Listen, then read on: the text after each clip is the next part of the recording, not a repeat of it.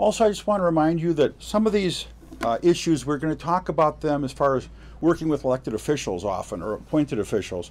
But this is also similar to the same sort of things you might have working with a colleague or with somebody at home or in your neighborhood. So a lot of these things we're hoping you can kind of connect the dots as we go along here. So let's start out with our presentation. This is called Calming the Storm, and this is really all about preparing for and then responding to challenging kind of individuals. And we say challenging individuals, and I say it with a smile on my face, of course, because, you know, we kind of all know who we're talking about, and we talk about a meeting that goes kind of south on us, and we want to try to see if we can't give you some tools and skills to help with that. So our goal today, learn how to better prepare for and manage those tough public meetings. These are kind of meetings, you know, where often members of the public are loudly voicing their concerns about the issue, and they may seem disrespectful. You know, we like to have our meetings go just like this, boom, boom, boom. Everybody has a nice tone to their voice, and sometimes people are hollering and things like that. That's the kind of meeting we're talking about. And also where the atmosphere isn't really conducive to kind of getting business done. Because a lot of times we see meetings as very functional, like put this on the agenda, pass this, spend this money, do these projects. And of course, a lot of people come because they have a lot of emotions and things going on. And we will talk a little bit about how that behavior of sometimes of these people that are coming to these meetings, you know, can be expected and might even been something that we knew was going to happen. And so I just want to remember a couple things. First off, remember the role of cameras in public meetings. They can be our friend and help spread good information. Of course, they can also be capturing misinformation that folks are trying to share. And also want to just remind you that when we do these public meetings, that we have to remember that our students and our young people are watching us, and how are we conducting ourselves, and that we can do, this can be a demonstration that we can have tough meetings on tough issues, have a conversation, and still get our work done. And so that's kind of what our goal is for the day. So the first thing I want you to do is we're going to have a poll. Pop it up on your screen, and I just want to know, when you think about a public meeting with a challenging audience, you know, would you say, yeah, you probably knew this challenge was coming, you knew this meeting was going to be tough, or were you surprised? And that's the question I have for you. If you could answer that question in the poll, that would be just great for us right now. So take a second, answer that poll. Were you kind of knew it was coming, or were you surprised? So take a look at that. Okay. So the numbers are starting to roll in of whether you knew it was coming or did you kind of were surprised. Because it can happen both ways, and I just want to get a feel for that, because that kind of helps our discussion of sort of how we plan for this. You're going to be hearing a lot of this about planning for this. As it comes in, I can see the results are already pretty overwhelming here. I'll bring it over so you can kind of take a look. You know, did you know it was coming, or were you surprised? Boy, it turns out that about 90% of us, you knew it was coming, didn't you? You knew whether it was a truth in taxation, some development project, some kind of hot local issue.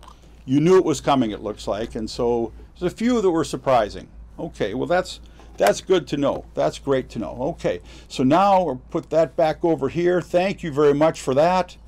And now we're going to go on.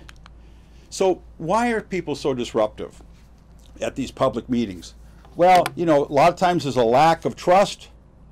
They just don't really believe us anymore. And of course, that's mostly coming from above at national levels and stuff, but it's still infiltrating to the cities a little bit too, and counties and townships and school boards. Next item is, beyond a lack of trust, is a belief that they and their viewpoint are not being seriously considered. And this is a challenge, because if you don't think that you're being considered, then you're going to start getting louder and louder to try to get your point across. There's a sense that this is the only way for them to get attention, is to come to a meeting and cause a bunch of trouble. That's how they're going to impact the outcome. Sometimes, of course, they're just confused. They're misinformed, and they might just be belligerent. Maybe they were just born that way. But so sometimes that's happening. And what we're trying to watch is this, is that poor handling of the meetings by the leaders, by you, can make things worse. And that's clearly not our goal. We do not want to make things worse. We're trying our best to make them better. So let's talk a little bit about community engagement. You know, what it's not, community engagement. Usually it's not just a single meeting. You know, it's not a one-off. It's more meetings than that. It's not a one-way conversation. A lot of times we stand in front of an audience and we tell them facts and tell them figures, and we just want to sit there quietly, we do our votes, and then we go away. That's not what this isn't about. This is about interacting with people, engaging with them. This is, you know, a big problem is when people are asking for input on a decision that's already been made. We're going to talk about this in a minute, but this is a real challenge. People coming to a meeting thinking they're going to impact it, and then find out the decision's already been made. You know, the real meeting they should have been at was months earlier. It's not really, we're not talking about when it's just legally required. There are meetings that are clearly legally required for street projects or for budgets, approvals and stuff. But that's not what this is. We're trying to talk about beyond that. It's beyond a meeting that's not just legally required. Why would you engage your community? Because you can have more civil discussions. You can get people involved earlier. You can find out where the troubles are. You know, sometimes you think you know as an elected official, you hope you have a pulse on what's going on in your community. But getting them into a meeting room is a really important possibility. Sometimes when you have an engaged community, you can actually talk about it, and then you can result in faster project implementation with less need to revisit it again. If you can have these good discussions, it doesn't keep coming back and coming back. You can get rolling. This is a lot about building trust. This is something we all want to do. You know, you build trust, and then you take and make one bad decision or one move that wasn't quite so transparent, and all of a sudden that trust is all gone. And so we need to keep building and maintaining trust. And also, if you engage your community, you're going to get higher rates of community participation. They're going to be knowing what's going on, and they're going to understand what it takes to lead their communities. Sometimes you can better identify some public's values and ideas and recommendations. You know, you go to an election, you think, well, I won the election, so they must support me and all my ideas. But the truth is, this is a very nuanced kind of world here, right? And so they may have supported you, but they don't know about this new project that's coming up. They're not so sure about that. Get more informed residents, and you improve your decision making because you've got more input coming in, and then some more buy-in. Because at the end of the day, if you've explained this well and people have had their chance to kind of weigh in, maybe there'll be better buy-in for it. That's what it's all about. This is a very important chart, and it's in your packet as well. And I want to just take a minute to have you look at this, because this is one of the big challenges for public meetings. You know, what's the purpose of the meeting? So you see on the left here, it starts from, our goal is just to inform people. And then it moves over, you know, so they're just going to give them some information. You promise, the next one down, the promise, we'll keep you informed. And you have some fact sheets and an open house, like you might do on some sort of street project or a development. The next step is to consult with them, where you actually want to get some feedback from them. Okay, and then your promise is we'll keep you informed, and we're going to listen to what you say and acknowledge some of your concerns, try to figure out how to give you some feedback on those. And you can see the examples down below, you know, public comment periods, focus groups. Farther over, we won't go through each one, but then to involve them, that's more important than just consulting with them. Now you're going to involve them. And they're going to be directly involved in things, collaborations where you partner with them, and empower, of course, where they would make the final decision. But what the challenge here gets to be is that people come to a meeting and they think they're going to have ability to have some impact. They think you're going to ask some questions, that you're going to give a chance to tell you what your concerns are, and you might be setting that meeting up just to provide some information. We're not looking for your feedback. This has already been decided. And that gets very, very frustrating. And so one of the things I always suggest is the purpose ought to be one of the first things you talk about. Absolutely one of the first things you talk about at the meeting. You know, this meeting here is to vote on this. We have had previous meetings where we talked about why we're doing it, or the budgets and this and that. And so this meeting is for this. And make sure they know that, because it's nothing more frustrating than coming thinking you're going to have an impact and then you really don't. So that's important to know. Okay? What are we going to do when we talk about these emotional audiences? Why do they get that way? Well, it's really three different things that can happen. One is when they've been hurt. You know, they've really been hurt by something and they really feel angry about that. When they feel threatened by risks not of their making. You know, some of this is kind of some of the COVID stuff, right? It wasn't their fault. Or when they believe their fundamental beliefs are being challenged. These are all in this document dealing with the angry public that was also part of the handouts available today. And here's part of where it gets worse. They can feel, if they're angry, they can feel like because of weak, or they're powerless in the face of others who have the power. And that is the people sitting behind that board. That is the city, county administrator, the school superintendent. That's the department head that has to deliver the news. They feel weak and powerless in front of those folks.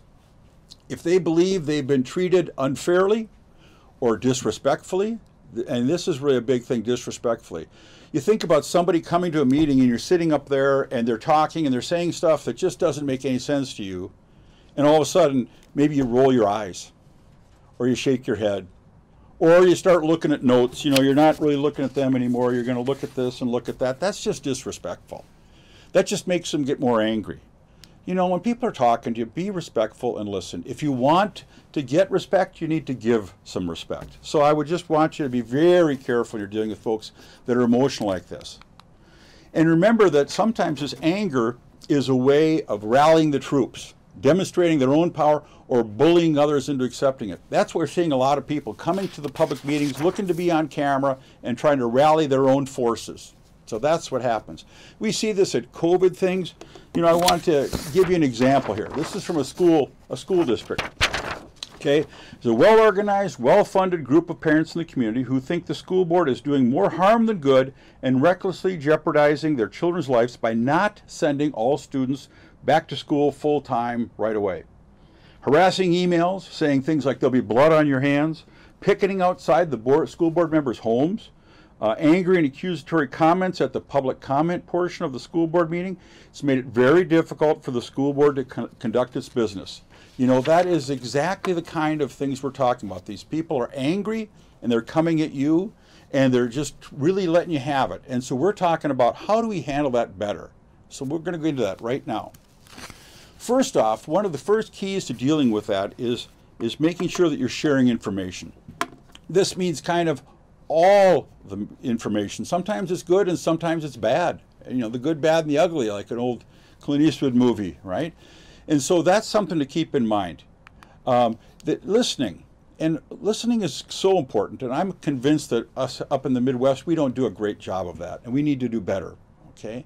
And I know that's one of my flaws that I'm always working on. I want to remind you that you want to listen to learn, not just to respond. This isn't some big, you know, Perry Mason or a game show thing here. This is people in their lives and their concerns. And they may be wrong. They may have it all wrong. They got bad information from some Facebook site or something. But the truth is we have to listen to them and we have to acknowledge what their concerns are. That's really important. You know, it sounds to me like you're very concerned about the cost of this. It sounds to me like you're really worried about the impact on the kids in the schools. I hear that, you know. And so let's talk about that. So this idea of listening to learn, not to respond, that's very important.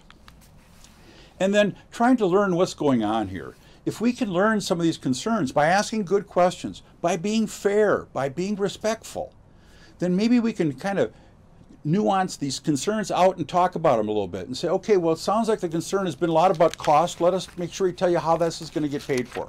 This will not be raising taxes. This is going to be done this way or whatever. People don't have a lot of information. So if we can stay calm and everything and get their concerns pulled out from them, and then we can address it, that's a great way to do it. Quick example.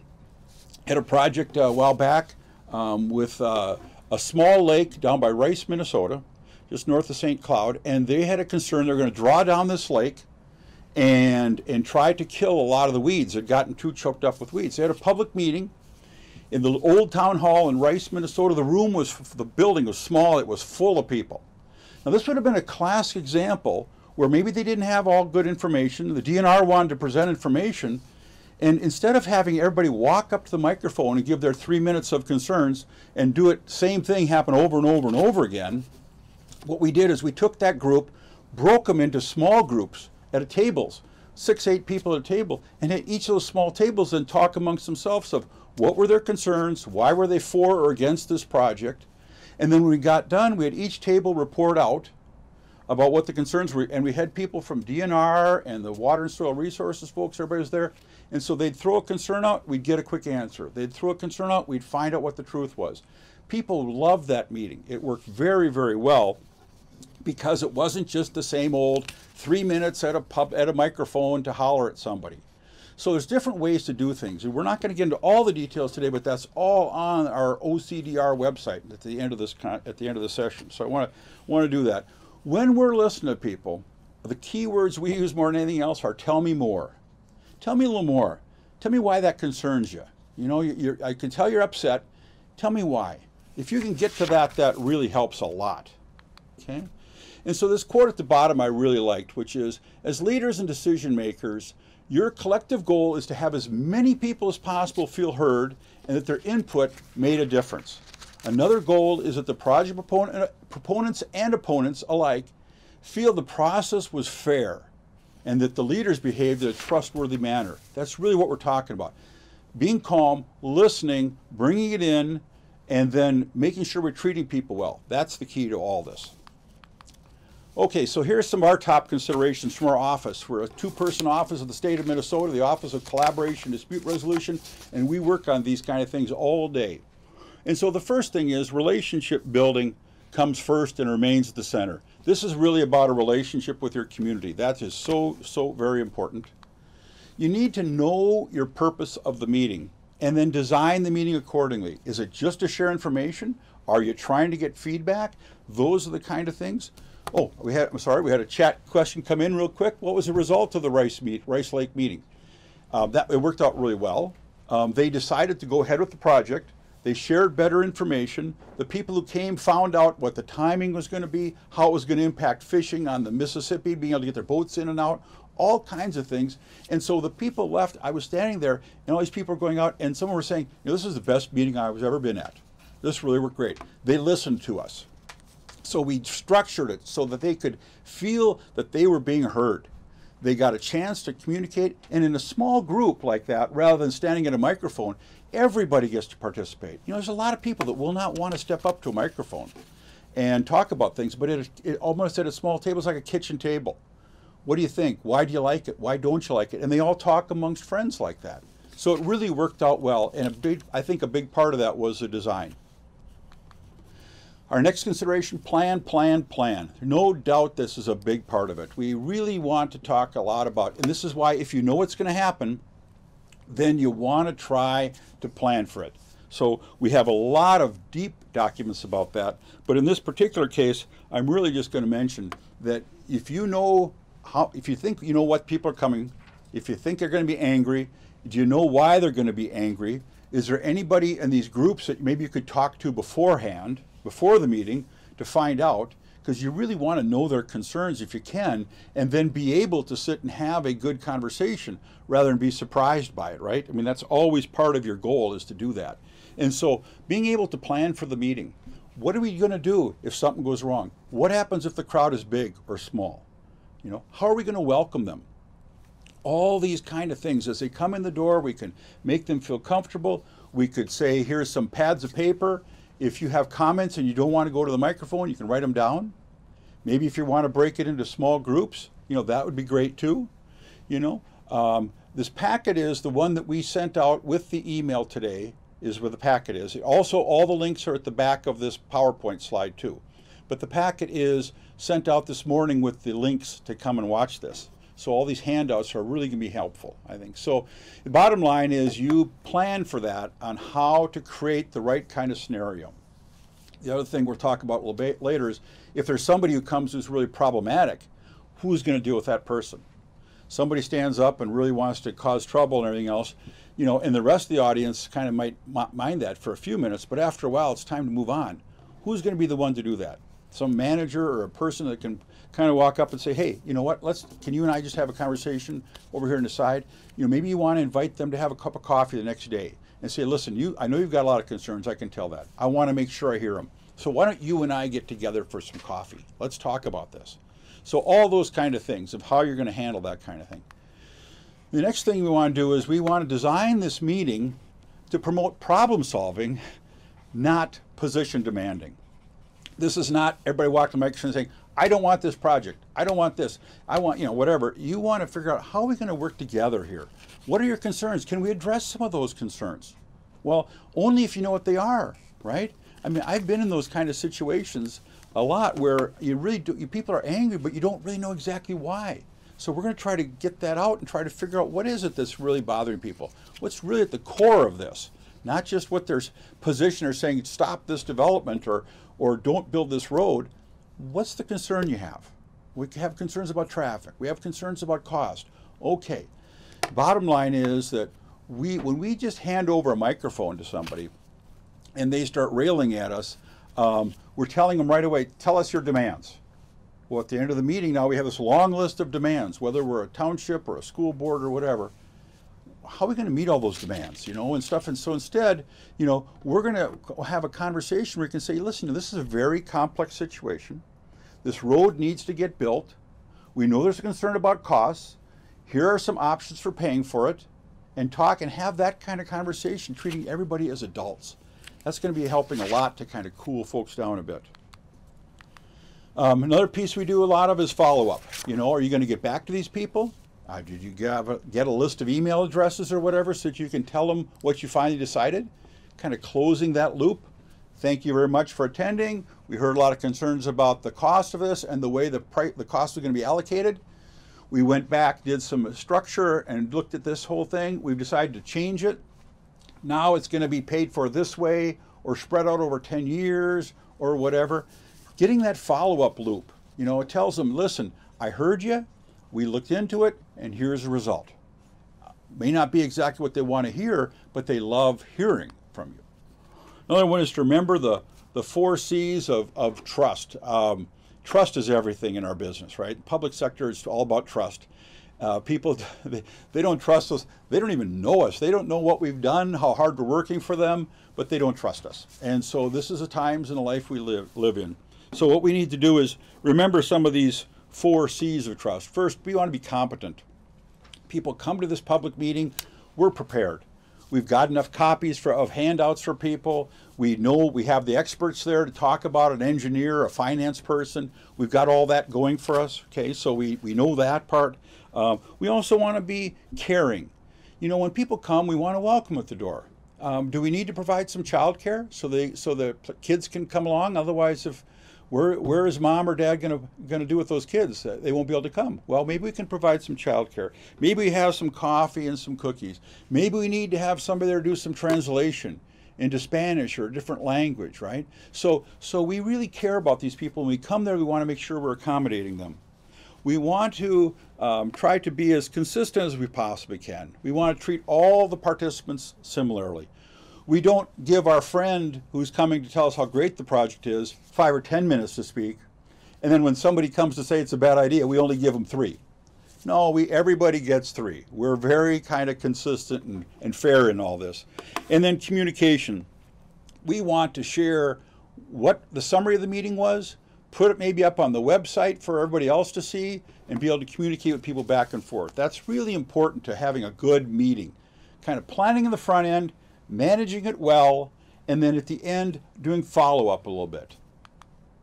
We also want to set high expectations. People tend to rise or fall to the level of expectations you provide. So we try to make sure that on our group that we have good decorum, that we are working well together. We're not fighting amongst each other on the dais and then expecting them to do anything different. And we got to remember that we need to create some space and some time to acknowledge if we've made a mistake. Maybe we should have had another meeting. Maybe we said we were going to put something up on a website, we never did. Maybe people are very angry. We can say, I see that. I can tell you're very angry. I can tell you have some concerns. Let's talk about them. And if it doesn't happen, it doesn't work in a big public meeting, then we can do it off to the side. So some final thoughts before we get into some of our chat questions. Remember to work with others when you're planning these things. Other people are going to give you a little diversity of perspective here. So you may think, okay, I'm just going to structure it. It's all about the agenda. And somebody else says, well, yeah, but what happens if somebody's angry? What are you going to do if people bring their kids? What are you going to do with the kids? Should we set up some sort of childcare? Can we have some coffee and cookies to kind of lighten it up a bit maybe and stuff? Things like that. So they'll help you see some other perspectives. Really have a plan ready just in case things go bad. You can call our office and you're planning this, and we can give you some advice on, listen, if you think it's going to be this crowded or if you think it's going to be this angry, here's some things you could do to help. So have a plan ready. It's, you know, kind of that prepare for the worst, hope for the best kind of thing. That's really what we're talking about here. We're talking about saying, what if it really goes bad? What if people come angry? And if they don't, hey, super. If it goes easy and goes well, that's great, but it didn't hurt to be ready just in case. I mentioned this before, you know, can somebody offer to talk with that disruptor out in the hall and maybe meet the next day to discuss their concerns? You know, they have some concerns, that's great. You want to meet with them probably one-on-one. Come and talk, meet at the coffee shop and talk about their concerns rather than having them monopolize the whole meeting. You know, is there a concern for security? Security is a bigger deal now than it used to be a few years ago. I'm not necessarily talking about heavy security, you know, so obvious, but, you know, what's the plan? If somebody does get really angry, you know, is there an ability for maybe a police officer to be able to come by? And how would that happen? You know, can you make some kind of quick call? And again, as I mentioned before, call us ahead of time for some strategies if you want to. We can just have a quick 5, 10, 20-minute conversation, whatever, about the kind of challenge you're facing. On our website is a whole section about public engagement resources. There's the list, the heading for our website. You know, what is it? How do you plan for it? How do we do the difficult and challenging ones, such as what we're talking about? And these are, you click on any of these links and it opens up a bunch of other material. You know, best practices and how to bring in some diversity, equity, and inclusion elements, some case studies. So all kinds of resources are available on our website. And then here's some of the things we mentioned today that were in the packet, but if you're not sure where the packet is, here's the links for them. This IAP2 public participation spectrum, you know, this is really great for telling you what kind of meeting you're going to have. And some of these other documents are just fabulous. Dealing with this challenges to public engagement, it sort of walks you through step by step. Think about this, then think about this. If this happens, try this. So these documents are really, really helpful. So now let's take a look and see what we have for some questions and comments, and then we're also going to remember to do this at lunch hour too. So here's a few of them. First off, 3-2 board votes. The feel that others maybe are working behind your back. We had somebody talk about that where they felt maybe the other three were kind of working together. Maybe it's people that have been on it before, and maybe it's against some newer people, all kinds of different options. And so the question is, when you have those tough votes, how are you going to work with people? And we'll talk about a little bit about this in the next session about outliers too, because sometimes there's people that are just plain difficult to work with. You know, you need to have communication. And you need to have probably a board retreat or some sort of gathering where you can sit down and say, let's just make sure we're all on the same page. We don't want to get put into camps here. That can happen pretty quickly. Now, it might happen just on one issue and then you can come back together again. But that needs to be thought about and discussed. Here's another one. An appointed commission chair has their own agenda. They're hard on staff members and people who come to participants. They're disruptive and they pressure other members to their desire. Okay, that's a good one too, because you got to remember that one of the nice things about these commissions or boards or city councils is that the only way things move forward is with the majority. Now, like I said, I've been a mayor for 16 years, and there's sometimes you have that gavel and you have to be careful to slow down to make sure everybody gets to participate, and sometimes it can go to your head a bit, you know, and think you're in charge when you're really just one of the 5 members. And so a lot of times somebody needs to sit down and talk with that person. We're going to talk about that in our next session too, but with our outliers thing, where, you know, maybe it's the head staff person like a community administrator or a county administrator, or maybe it's the group itself, again, just needs to get together and say, you know what, you know, we really feel like we're not being heard.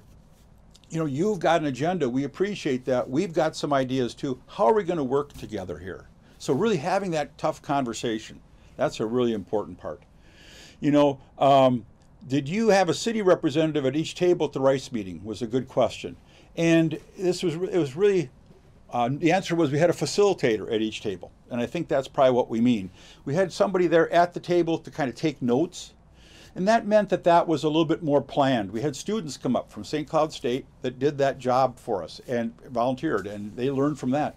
So the question is that when you're doing those kind of things, if you're going to plan on having some small tables of people sitting around chatting, you know, you need to have a couple of questions for them to talk about. You know, what are you here? What are your concerns? And then you need to have somebody who's going to take notes so that when you're done with those small groups, maybe they break into small groups for 15, 20 minutes and have this conversation. Then you can bring back to the main full group what were some of the key points at each one, and then try to address them. Put them up on whiteboards, things like that. Always remember too, you always want to have, you know, pads of paper and pens and stuff, because some people aren't going to want to talk about things and aren't going to want to raise their hand, but they still have comments. So there's got to be multiple ways for them to get their comments in. Maybe there's a link on the website. Maybe they have these cards there. They can fill out their concerns. But you want to make sure everybody has a chance to participate, you know. And, you know, how about someone who has absolutely no experience and now serves on a 5-member board? Well, I'm a huge fan of onboarding. This is where when somebody comes into the position, that they get a chance to learn how it works. One of the things on these boards and commissions is people believe the experience they had in their private sector, running a lumber yard, being a banker or whatever, that has some sort of relevance, and it really doesn't transfer as well as anybody thinks it does. So people need to be brought on board and talked about, hey, this is how it works, here's the format, here's the flow, here's how you can get your concerns met, here's how you interact with staff, or how you don't interact with staff. So those things need to be sat down and discussed. You know, we can't assume that this person is a bad person right away. We need to give them a break, try to get them on board and say, this is how it's typically done, and show them that they have a path there for their concerns and stuff, and we've got a plan for helping them take care of that. So, you know, and this, another question was this, and this might be our last one here today, and then the rest of them we'll do at lunch hour. Is this recording going to be available to us and others in our organization afterwards? I've had to jump in and out. And the answer is yes. We are recording this session. So all the notes, all the comments that you've seen, all this we're going to be talking about is all been recorded. This session will be recorded, so will the Rachel session, and so will our next session also today on outliers, that one unique, kind of difficult, challenging person. So yeah, they're all being recorded. They're all going to be available for your use. We'll get those links to you. We're watching our time, so this segment is wrapping up. Remember to always be able to call us. Here's our phone numbers, and here's our website information again. Give us a call. If you know you're going to have this bad meeting, be aware of that, which is important, then give us a call. Give us a call, you know, and say, hey, here's what our concerns are. I think we're going to have this kind of meeting, this kind of people, and we can talk you through what might be some ways to handle it. But for sure, you want to plan on listening well and trying to figure out a way to have it so people just don't go to the microphone and give you 3 minutes, 3 minutes, 3 minutes. There is public hearings. People do have to have a session like that. They have to have the ability to talk to you, but you really want to try to find ways to make it more productive. A lot of people there want this meeting to go well. Somebody picks up and grabs the microphone and starts going sideways on it, and that's just bad for everybody. You're trying to share information, you're trying to get some input and some feedback. That's really important. So this can be done. It isn't easy work, but it's really important to try. The bad meeting is a tough thing to bounce back from, so we prefer to try to have them as good as we can.